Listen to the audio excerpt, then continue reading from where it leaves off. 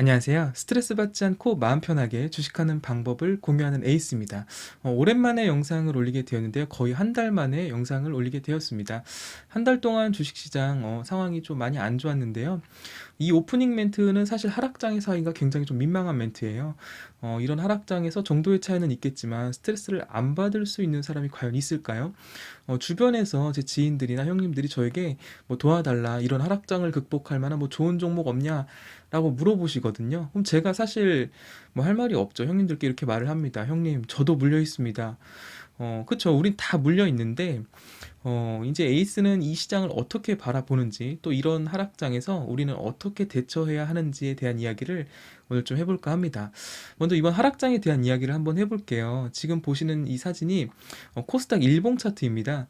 이번 하락장에 코스닥이 약 10% 이상, 12% 가까이 이제 하락을 했는데, 종합지수가 이 정도 빠지면 보통 개인 투자자들의 계좌는 이 기간 동안 15에서 한 20% 정도 빠지는 게 보통 정상적인 수준입니다. 굉장히 좀 심한 수치인데, 이번 하락 말고 이전에 있었던 하락들을 한번 볼게요. 제가 체크를 좀 해놨는데, 우리 주식시장은 지난 8월에도 10% 가까운 조정이 있었고, 5월 달에도, 그리고 3월 달에도 10% 가까운 조정이 있었습니다. 지나고 나니까 이걸 조정이라고 부르는 거지, 그때도 지금처럼 우리는 불안해했었고 공포감을 느꼈어요. 근데 이번 하락은 뭔가 더 아프죠. 앞선 조정들보다 유난히 더 힘든 기분이 드는 것이 사실입니다. 근데 실제로도 그래요. 최근에 나오는 뉴스들을 가만히 보면 이번 조정에 나온 반대 매매가 역대급이었다고 합니다. 앞선 조정들에 비해 그렇게 특별히 심각한 하락은 아닌 것 같은데, 왜 이렇게 반대 매매가 많이 나오고 힘들다, 공포가 많이 나오는 거냐면, 그 이유를 간단하게 한 두 가지 정도만 생각해 볼 수가 있는데, 첫 번째는 증시가 계속 분위기가 좋고 잘 버티다 보니까 개인 투자자들이 더 많은 레버리지를 사용해서 투자를 했다라는 것이죠. 레버리지를 썼다는 것 자체가 여유 자금을 두고 투자한 게 아니라 없는 살림에서 빚을 지고 투자한 거다 보니까 반대 매매를 막기 위한 추가 자금을 투입할 수가 없겠죠. 그렇다 보니까 이번 조정에 유난히 많은 반대 매매가 나오고, 그러다 보니까 더 이제 힘들다, 뭐 죽겠다는 소리가 나오는 거죠. 원래 산이 높으면 골이 깊다고, 지수가 올라가면 올라갈수록 그 조정은 더 세게 나오는 법이거든요. 두 번째 이유는 뭐냐면, 우리가 흔히 말하는 국민 주식들 있죠. 개인 투자자들이 많이 들고 있는 인기 있는 종목들, 우량주들, 그런 종목들이 힘없이 무너져 내리니까 이거는 안 무너질 것 같았는데 이게 무너지다니, 뭐 이런 종목들이 속출하고 나니까 개인 투자자들의 시름이 깊어져 가는 겁니다. 뭐 예를 들면 너무 많죠. 삼성전자, 하이닉스는 말할 것도 없고, NC소프트라든지 카카오, 네이버, 뭐 셀트리온 그룹주들까지. 그나마 최근에 이제 현대차나 기아가 좀 올라와 주고 있는데, 이런 무너지지 않을 것 같은 대형주들이 무너지니까 이제 개인들은 허탈하고, 또 뭐 좀 당황스럽기도 하고 그런 것이죠. 이 대형주가 무너지니까 이거 어떻게 대응해야 되나, 손절하자니 아깝고, 뭐 이런 패닉에 빠지는 겁니다. 근데 사실 이런 집단 물림 현상이 투자에는 굉장히 독이 될 수가 있어요. 왜냐하면 삼성전자의 소액 주주가 450만 명이나 된다고 합니다. 이 말은 바꿔 말하면 무슨 말이죠? 나 말고 물린 사람들, 동지가 450만 명이 더 있다라는 얘기거든요. 물론 그 중에 뭐 넉넉 잡아 한 대략 한 절반은 수익 중이라고 쳐봅시다. 그래도 200만 명이 나의 동지, 같이 물려 있다라는 거예요. 지금 같이 물에 빠져 있는 상황이죠. 이렇게 생각하게 되면 묘하게 마음에 안정감이 찾아옵니다. 아, 나만 물린 게 아니구나. 남이 물렸다고 해서 내가 물린 게 사라지는 건 아닌데, 묘하게 심리적으로 안정이 되고 아무 제스처를 취하지 않게 되는 거죠. 뭔가 위로가 됩니다. 그래서 이런 상황에서는 현실을 좀 객관적으로 보기가 더 어려워지는 거거든요. 아무튼 최근 증시 상황이 좀 좋지 않은데, 제가 생각하는 하락의 이유와 대응 방법, 또 앞으로 우리 시장이 어떻게 될지 좀 이야기를 더 깊이 해볼게요. 여러분들은 최근 증시 하락의 원인을 뭐라고 생각하시나요? 각종 매체들과 주식 전문가들, 또 뉴스들은 어떤 이유를 들어서 하락을 설명하나요? 제가 몇 가지 한번 나열해 볼게요. 최근 뉴스에서 나온 이번 조정의 이유들입니다. 중국의 전력난, 중국 헝다 리스크, 인플레 우려, 테이퍼링, 금리 인상, 미국 부채 한도 조정, 미국의 인프라 투자 협상안 지연, 미중 무역 갈등, 국내 상장사 실적 피크아웃 우려, 환율 상승 등등이죠. 여러분 어떤가요? 이렇게 하락의 이유들을 쭉 열거하고 보니까 정말 많죠. 이런 내용만 쭉 보면 이제 막 증시 시세 끝난 것 같고, 대세 하락장이 막 시작될 것만 같고, 정말 답이 없을 것 같고, 공포감이 몰려들지 않나요? 근데 한번 잘 생각해 보세요. 아까 코스닥 일봉 차트를 제가 보여드렸는데 앞선 8월, 5월, 3월 그런 조정 때도 무섭게 내렸는데 그때 무슨 이유들로 하락했는지 여러분들 기억하시나요? 그때도 시장이 많이 빠져서 불안하고 힘들었던 거는 같은데 불과 몇 개월 지나고 나니까 그때 무슨 이유로 하락했었는지 기억이 거의 잘 안 나죠. 이번 하락의 원인들도 하나씩 한번 볼게요. 중국의 전력난, 뭐 뉴스가 워낙 많이 나왔죠. 원자재 값 급등이다, 석탄 값 급등이다, 물류 대란, 전력난. 근데 한편에서는 또 중국의 전력난이 생각보다 심각하지 않다라는 분석도 나오고 있거든요. 그러니까 좀 오바해서 좀 이렇게 호들갑을 떠는 게 아닌가라는 생각을 하게 되는 거고요. 러시아에서 푸틴이 한마디 했죠. 에너지 가격 안정을 위해서 노력하겠다. 그랬더니 뭐 이제 구체적인 방안이 나온 건 아니지만 그 말 한마디에 천연가스 가격이 하락하면서 잠깐이나마 안정을 되찾고 있었습니다. 중국의 헝다그룹 리스크를 막 부풀려서 과거 2008, 2009년 미국발 경제위기 같은 대규모 사태로 번지든 것 아니냐라는 보도도 많이 나오고 있는데 지나친 비약이죠. 파월 연준 의장도 선을 딱 그었어요. 헝다 리스크는 중국에 국한된 문제이지 미국엔 전혀 영향이 없다라고 선을 딱 그었죠. 헝다 리스크로 인해 중국 증시도 사실 크게 영향을 받는 것 같지는 않아요. 근데 언론들이 더 공포감을 부추기면서 우리 증시의 하락을 마치 여기서 이유를 찾는 것 같은 모습이라는 거죠. 중국도 영향을 안 받는 것 같은데 우리가 그것 때문에 하락한다? 좀 뭔가 말이 안 되는 것 같죠. 인플레 우려라든지 테이퍼링, 금리 인상은 지난 몇 개월간 시장에서 셀 수도 없이 많이 노출된 자료들입니다. 이건 뭐 최근 몇 개월간 시장 빠질 때마다 이 얘기가 나왔었잖아요. 근데 과연 이게 시장의 악재인지도 생각을 해봐야 될 문제거든요. 테이퍼링을 하고 금리를 인상한다는 것은 증시에는 분명히 일시적으로는 악재예요. 근데 결국에는 경제가 정상으로 돌아가는 과정, 일상으로 돌아간다는 의미이기 때문에 이것을 기간을 조금 늘려보면 이걸 악재로 보기도 사실 좀 애매한 문제거든요. 미국 부채 한도 협상도 마찬가지죠. 주식 오래 하시는 분들은 아마 다 아실 거예요. 이 이슈는 거의 뭐 주기적으로 나오던 이슈입니다. 제가 어떤 자료에서 봤는데 이 부채 한도 협상 문제는 증시 한 14번 정도 이렇게 이슈가 되었다라고 하더라고요. 이거 어차피 협상 타결됩니다. 이거 예전에 한번 협상이 늦어져서 미국의 신용등급이 강등되는 바람에 증시에 엄청난 충격이 있었던 적이 한번 있었는데 이건 사실 경제적인 문제라기보다는 정치의 문제거든요. 미국 내에서 공화당과 민주당이 힘겨루기를 하는 형국일 뿐 이건 어차피 타결이 되게 돼 있는 거예요. 답이 정해져 있는 부분입니다. 근데 이걸 가지고 뭐 미국이 디폴트를 하네 마네 이건 정말 좀 너무 다소 황당한 주장이거든요.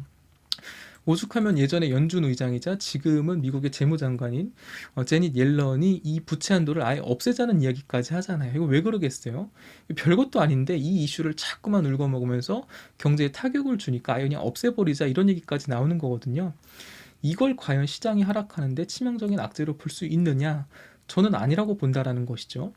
여기에 이제 같이 묶여 있는 게 미국의 인프라 투자 관련 예산 통과가 지연되고 있다는 건데 미국 민주당은 3.5조 달러짜리, 그러니까 우리나라 돈으로 하면 굉장히 높은 금액의 그 투자안을 통과시키려고 하고 있고 공화당에서는 예산을 너무 많이 쓰는 거 아니냐라면서 반대하면서 역시 팽팽하게 맞서고 있는데 예산을 조금 깎을 것인지 아니면 민주당이 블루웨이브를 앞세워서 강행할지는 모르겠지만 이것 또한 어차피 통과가 된다라고 보는 것이 중론입니다.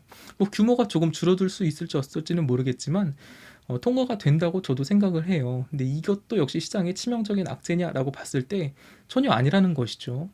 미국과 중국의 무역 갈등이 뭐 다 시작되는 거 아니냐 이런 얘기도 나왔었는데 바이든과 시진핑이 연내에 정상회담을 할 것이다라는 소식이 전해지면서 이런 악재도 지금 해소가 되고 있는 모양이고요. 그 다음이 이제 국내 상장사들의 실적 피크아웃 논란과 환율 상승 이슈죠. 이건 저도 뭐 조금 걱정이 되는 부분이기도 하는데, 근데 확실한 건 이건 증권사 애널들이나 경제 관련 기사를 쓰는 언론들의 설레발도 한몫한다라고 저는 생각을 합니다. 실적이 잘 나왔으면 또 경제 지표가 잘 나왔으면 그걸 부각시켜야 되는데 아무리 증시가 선반영이라고 해도 이건 좀 너무한 거 아닌가 하는 생각이 들 수밖에 없어요. 삼성전자 한번 보세요. 실적이 역대급으로 잘 나왔는데 주가가 안 움직여요. 오히려 내려갑니다. 그리고 뭐라 그래요? 이번엔 잘 나왔지만 내년 실적에 대한 뭐 우려가 있다. 이런 식으로 언론이 나온단 말이죠. 물론 주가도 그렇게 움직이고요. 실적이 지금 최고조일 수는 있습니다. 꺾일 수 있어요. 근데 그런 불안감, 피크아웃 논란이 뭐 갑자기 급격하게 확 꺾이는 게 아니거든요. 2차 전지, 철강, 화학, 자동차 등 우리나라의 이제 다른 주요 섹터들이 실적이 내년에도 선방할 것이다, 좋을 것이다 라는 기대와 분석들도 많이 있거든요. 이 문제로 증시 시대가 끝나고 대세 하락장이 올 거다? 저는 그렇게 생각하지는 않습니다. 대세 하락장은 그냥 조정 좀 세게 온다고 시작되는 그런 수준의 문제가 아니에요. 2018년, 2019년 코스닥 차트를 한번 보시면 2년 동안 쭈르륵 흐르기만 했습니다. 물론 반등이 나오긴 했지만 2년 내내 하락을 했어요. 이런 게 대세 하락장이거든요. 그러면 지금 현재 2021년 10월이 대세 하락장의 초입이냐 라고 물었을 때 저는 아니다라고 생각을 한다는 거죠. 왜냐하면 대세 하락장에는 몇 가지 조건들이 있어요. 이런 조건이 충족돼야 이제 대세 하락장이다라고 보는 건데, 간단히만 언급을 해볼게요. 첫 번째는 어떤 종목이든 전체 종합 지수든 우리가 흔히 말하는 버블이 생겨야 그 버블이 꺼지는 과정에서 대세 하락이 오게 된다라는 거거든요. 이제 증시에서 버블이란 게 뭐죠? 실적에 비해 과도하게 상승되어 있는 형태가 이제 버블이라고 하잖아요. 과거의 닷컴 버블 같은 거 말이죠. 그럼 우리 증시가 최근에 버블이 있었냐라는 걸 생각해 봐야죠. 작년 2020년에 코로나 시국에 증시가 미친 듯이 오르지 않았냐? 그게 버블 아니고 뭐냐라고 생각하실 수 있는데 전혀 아닙니다. 전혀 버블이 아니에요. 왜냐하면 여러분 지금 현재 우리나라 코스피 PER이 얼마인지 아시나요? 10배 초반입니다. 11배 정도 되는 걸로 알고 있는데 이게 어떻게 버블이죠? 미국 시장 PER이 몇 배인데요. 우리나라 기업들이 정말 돈을 잘 벌고 있거든요. 그런 실적에 비하면 오히려 우리나라 증시는 현저한 저평가라고 봐도 틀리지 않다라는 것이죠. 근데 너무 올라서 버블이니까 이제 하락장이 온다? 저는 이건 말이 안 된다라고 생각을 해요. 우리 시장을 너무 저평가하고 있다라는 거, 저평가하고 있다라고 저는 생각을 합니다. 두 번째는 이제 수요와 공급에 대한 경제의 가장 기초적인 문제인데, 경제 상황이나 이 증시 상황이 아니라 그냥 작은 가게를 한번 생각해 보자고요. 가게가 어려워지는 경우는 어떤 경우인가요? 예를 들어 제가 김밥집을 한다라고 생각해 봅시다. 김밥을 살려는 사람은 없는데 저희 동네에 김밥집이 막 두세 개가 더 생긴다라고 한번 생각을 해보세요. 살려는 사람은 없는데 팔려는 사람이 늘어나면 이게 가게에는 악재인 거잖아요. 출혈 경쟁하고 그러다가 몇 군데가 망해야 그제서야 이제 살아남은 가게가 그 동네 상권을 먹고 뭐 그런 거잖아요. 근데 반대로 김밥을 사려는 사람은 많은데 팔려는 사람이 없다면 그게 가게가 어려운 건가요? 상권이 어려운 건가요? 전혀 아니죠. 지금 현재 우리나라 상황은 어떨까요? 공급 병목 현상이라고 여러분 들어보셨나요? 최근 들려오는 소식들이 다 무슨 소식이죠? 사려는 사람이 없어서 문제인가요? 아니죠. 사려는 사람은 많은데 팔려는 사람들, 즉 공급자들이 수요자들의 구매력을 못 따라가니까 문제가 생기고 있는 거거든요.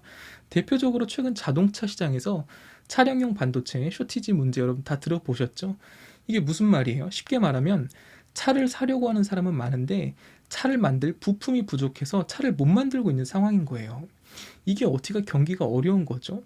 차를 사려는 사람이 없으면, 수요가 없으면 그건 경기가 어려운 게 맞는데 지금은 그게 아니잖아요. 수요가 많아요. 근데 차를 못 만들고 있습니다. 일시적인 공급 부족 현상 때문에. 차뿐만이 아니라 다른 산업들도 마찬가지예요. 이제 코로나로 인한 공장 셧다운 문제도 있고 이런 공급 병목 현상이 여러 군데에서 일어나고 있습니다. 최근 원자재 값, 석탄값 인상도 마찬가지고요. 이런 걸로 봐도 현재 경기가 안 좋다라고 볼 수는 없는 건데 이걸 가지고 대세 하락장의 시작이다? 저는 아니다라고 생각을 하는 것이죠. 금리 상황도 마찬가지입니다.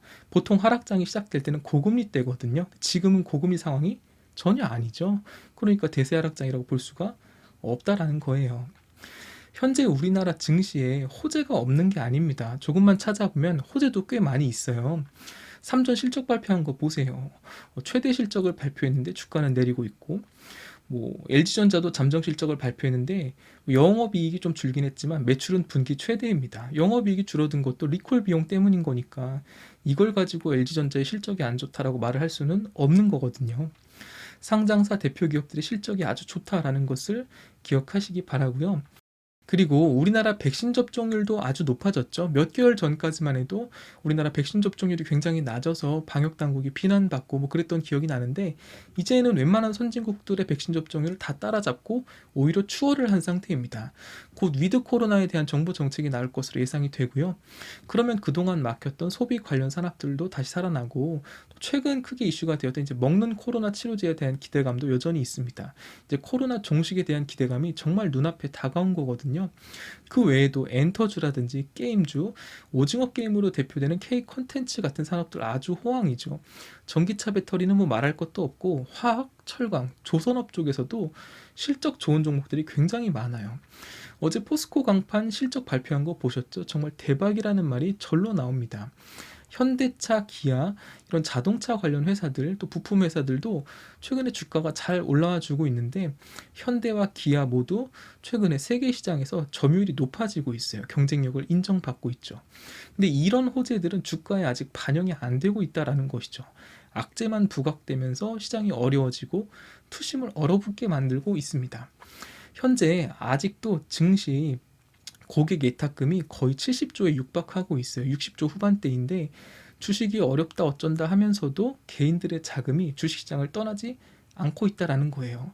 그러니까 투심만 조금 바뀌면, 또 언론이 조금 긍정적인 보도를 많이 내보내고 하면, 지금이야 이제 공포에 질려서 하락장에 매수를 하지 못하지만, 시장이 좀 안정되고 돌아서면 이 예탁금은 언제든지 다시 증시를 떠받치는 개인들의 총알이 된다라는 것이죠. 이야기가 조금 길어졌는데요. 결론을 한번 내보도록 할게요. 그러면 네가 생각하기에 시장이 왜 이렇게 약하냐, 이번 조정의 원인, 이번 하락의 원인이 뭐냐라고 물어보신다면, 저는 그냥 한마디로 대답할 것 같아요. 많이 올라서입니다. 많이 올랐기 때문에 내린다라는 거예요. 지금 뉴스에 나오는 온갖 하락의 이유들, 악재들은 증시가 이렇게 빠지고 나니까 뉴스에서 뭐라고도 설명을 해야 될 거 아니에요. 그러니까 여러 가지 이유를 갖다 붙인 거에 지나지 않는다라는 것이 제 생각입니다. 증시라는 게 원래 그래요. 귀에 걸면 귀걸이, 코에 걸면 코걸이 인격이 너무 많습니다. 증시라는 게 다 지나고 나서 하는 사후 해석일 때가 너무 많다라는 거예요. 주가 내리면 그제서야 뭐 인플레 우려다, 테이퍼링 우려다, 할 말 없으면 이런 얘기 하는 거거든요. 이런 얘기 우리가 몇 달 동안 얼마나 많이 들었나요? 조정의 원인은 간단해요. 그동안 많이 올랐고, 그동안 많이 버텼으니까 그만큼 좀 내리는 겁니다. 그리고 내리면 어떻게 돼요? 이제 다시 오르겠죠. 대세 하락장이 아니다라고 판단을 했다면 이제 다시 오를 거다라고 생각하는 것이 자연스러운 겁니다. 그게 주식의 파동이거든요. 물론 수급적인 문제와 환율 문제, 또 주변국들의 상황 때문에 조정이 조금 더 길어질 수는 있을 거예요. 근데 저는 분명히 또 언제 그랬냐는 듯이 올라올 거라고 생각을 하고 있습니다. 지난 8월, 5월, 3월 조정 때 우리가 잘 기억 못하는 것처럼 이번 조정도 잘 넘어갈 수 있지 않을까라고 저는 생각을 하고 있어요. 소나기는 피해가랬다고 이런 조정장도 미리 예측하고 피할 수만 있다면 너무나 좋겠죠. 우리가 가장 이상적으로 생각하는 투자가 뭐예요? 저점에 사서 고점에 팔고, 그 돈으로 다시 저점에 사서 고점에 팔고, 뭐 이런 거잖아요. 근데 제가 장담하건대 그 어떤 주식 전문가도 그렇게 매매 못합니다. 이거 절대 불가능해요. 운 좋게 몇 번은 맞출 수 있어요. 저도 몇 번은 맞추거든요. 근데 그게 꾸준히 가능할 거라고 생각을 하시나요? 절대 안 됩니다. 제가 피터 린치 이야기를 짧게 드릴게요. 피터 린치는 뭐 여러분들 다 잘 아시겠지만 월가의 영웅이라는 별명이 붙을 정도로 전 세계 주식 역사를 통틀어서 손에 꼽히는 투자의 대가죠. 이분이 운영했던 마젤란 펀드는 13년 동안 연 29%라는 놀라운 수익을 거둔 것으로 유명합니다. 이 기간 동안 원금이 무려 28배를 불렸다라고 해요. 원금을 28배를 불린 펀드니까 뭐 얼마나 대단한 펀드였겠어요? 이 마젤란 펀드에 가입한 사람들은 그럼 다 큰 부자가 되고 큰 돈을 벌었냐? 그게 또 아니라는 거죠. 굉장히 아이러니하지 않나요? 13년 동안 연 29%를 복리로 냈는데 큰 부자가 된 사람들은 소수였다라고 합니다. 그 이유가 뭐였을까요? 그 13년이란 기간 동안 미국 주식시장에도 많은 조정이 찾아왔겠죠. 그때마다 그 펀드에 가입한 사람들이 피터 린치를 믿지 못하고 겁을 먹고 펀드를 떠났다라는 겁니다. 그래서 그 조정을 버티지 못한 사람들은 부자가 되지 못했대요. 그 조정을 버틴 소수의 사람들만이 큰 수익을 낼 수 있었다라고 말을 합니다.